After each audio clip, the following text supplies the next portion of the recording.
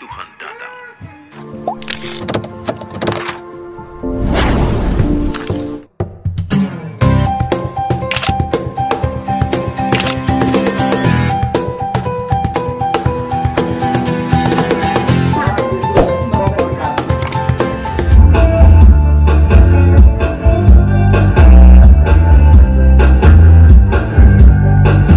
Oh Tuhan, pimpinlah langkahku.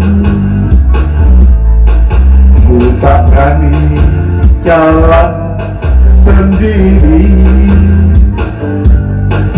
Sertamu itulah doaku. Ajarku merendahkan diri menurut firman-Mu tiap hari. Jadikan berita dalam gelap,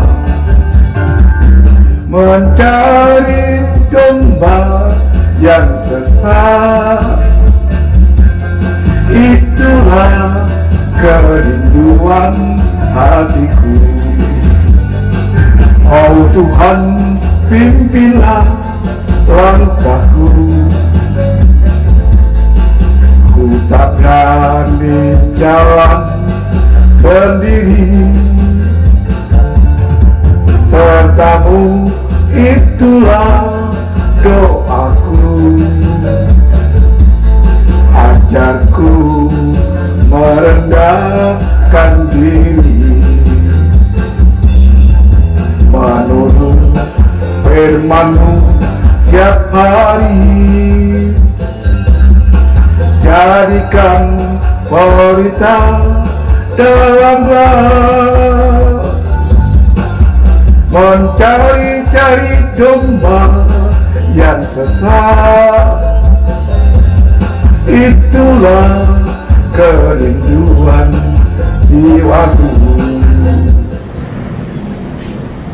Bapak, Ibu, Saudara Jemaat Kasih Anugerah Cempaka Putih Timur, Jakarta, salam sejahtera dalam nama Tuhan Yesus. Mari dari kediaman masing-masing berpakaian rapi dan menyiapkan hati untuk mendengar firman Tuhan. Namun sebelumnya mari kita berdoa. Allah Bapa yang hamba panggil dalam nama Tuhan Yesus, pagi ini Minggu tanggal 4 April 2021, umat-Mu kasih anugerah, baik yang berada di Jakarta sekitarnya, baik yang sedang berlibur di Nias. Kami semua rindu untuk mendengarkan firman-Mu, sebab hanya melalui firman-Mu hidup kami dikuatkan. Dalam nama Tuhan Yesus, hamba-Mu berdoa. Amin. Mengacu ayat bacaan pagi ini, tema firman Tuhan, kebangkitan Yesus Kristus dari antara orang mati. Renungan ayat 20. Yang benar ialah bahwa Kristus telah dibangkitkan dari antara orang mati sebagai yang sulung dari orang-orang yang telah meninggal. Saudara, yang menjadi inti renungan dalam ibadah pagi ini ialah kebangkitan Yesus Kristus. Kebangkitan Tuhan Yesus terlihat dari beberapa peristiwa penampakan Tuhan Yesus sesudah kebangkitannya.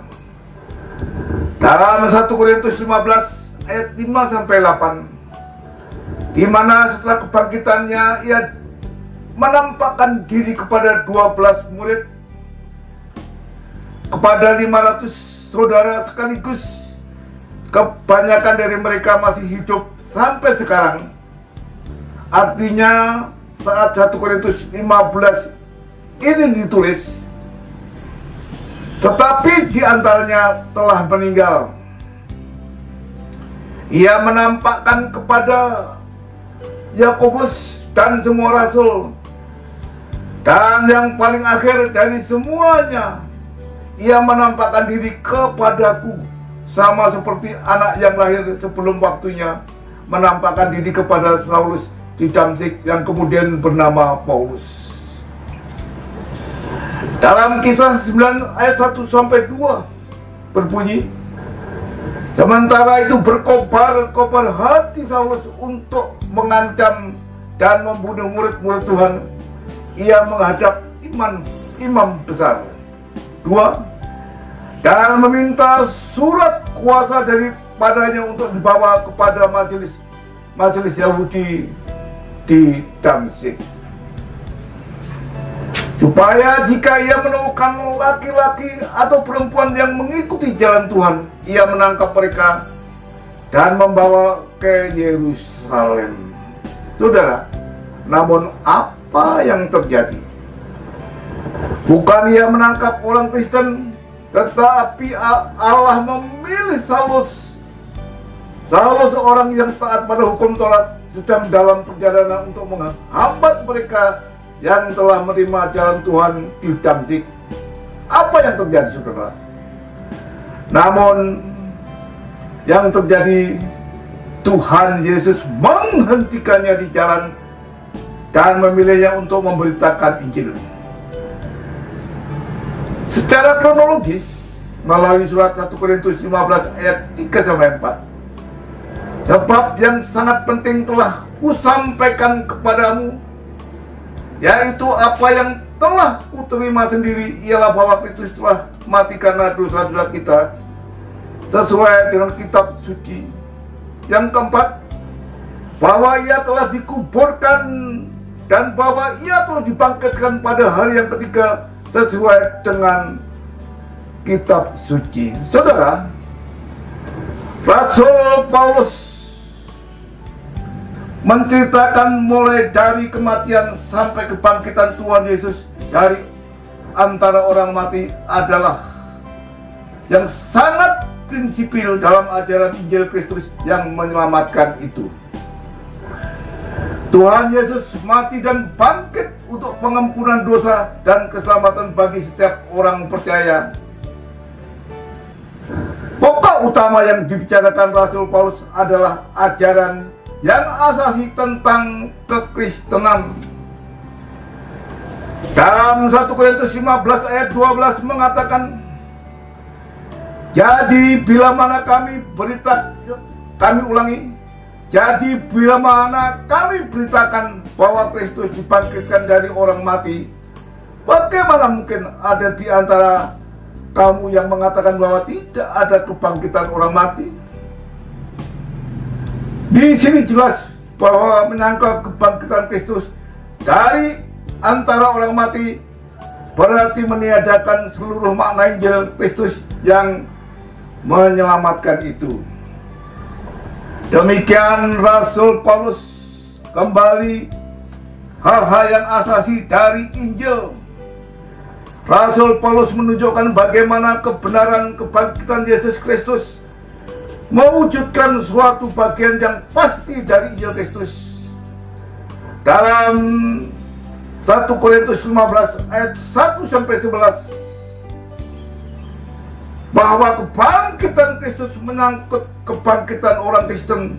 Hal ini dijelaskan dalam 1 Korintus 15 ayat 12 sampai 34. Perikop yang akan kita renungkan bersama dalam ibadah pagi ini berbicara mengenai kebangkitan para pengikut Kristus bersama dengan Tuhan Yesus Kristus yang telah dibangkitkan dari antara orang mati sebagai yang sulung dari orang-orang yang telah meninggal. Saudara, dalam ayat 21 sampai 23 menjelaskan bahwa sama seperti mau datang karena satu orang manusia, yaitu manusia pertama Adam, demikian juga kebangkitan orang mati datang karena satu orang manusia, yaitu Tuhan Yesus Kristus, Allah sejati dan manusia sejati. Karena sama seperti orang mati dalam persekutuan dengan Adam, Dan demikian pula semua orang akan dihidupkan kembali dalam persekutuan dengan Kristus.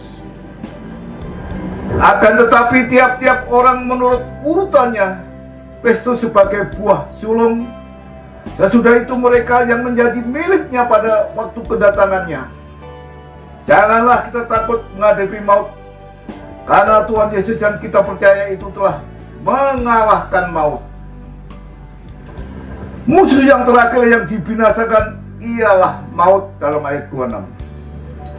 Oleh karena kasih Allah yang begitu besar, Dia melakukan karya penyelamatan bagi orang ciptaannya. Itulah saudara yang terjadi pada diri Tuhan Yesus Kristus. Ia telah menyerahkan nyawanya untuk menggenapi karya penyelamatan Allah Bapanya. Ia taat sampai mati di kayu salib. Ia telah mengalahkan kematian dan bangkit dari antara orang mati. Saudara, dengan demikian jaminan kehidupan kita hanya pada Dia yang telah mengalahkan maut. Dialah yang mempunyai hidup dan kehidupan ini. Sebab kamu tahu bahwa kamu telah ditebus dari cara hidupmu yang sia-sia, yang kamu warisi dari nenek moyangmu itu, bukan dengan barang fana, bukan pula dengan perak emas, melainkan dengan darah yang mahal, yaitu darah Kristus, yang sama seperti darah anak domba yang tak bernoda dan tak bercacat.